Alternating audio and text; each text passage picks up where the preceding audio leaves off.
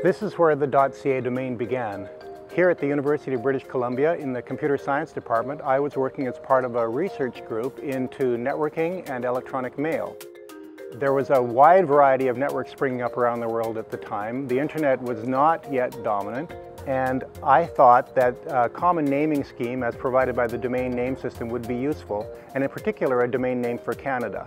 I exchanged email with John Postel of the Internet Assigned Numbers Authority, and on May 14, 1987, he delegated the .ca domain to my responsibility. Little did I know what I was in for.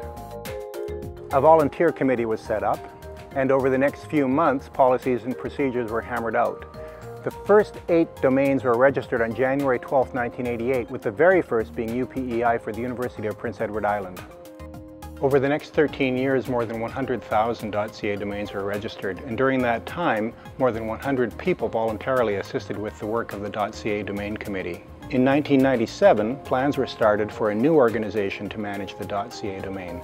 Out of these plans grew CIRA, the Canadian Internet Registration Authority.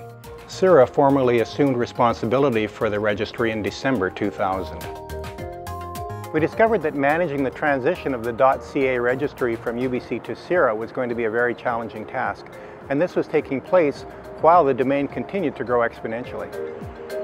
UBC stepped in to help with the large workload, and it was at this time that I met Steve Smith, Sibel Negris, and Matthew Lane.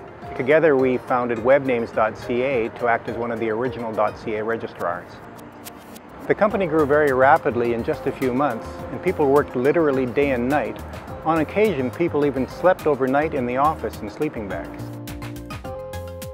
In 2008, I was honored with the naming of a learning center here in the Computer Science Department at UBC.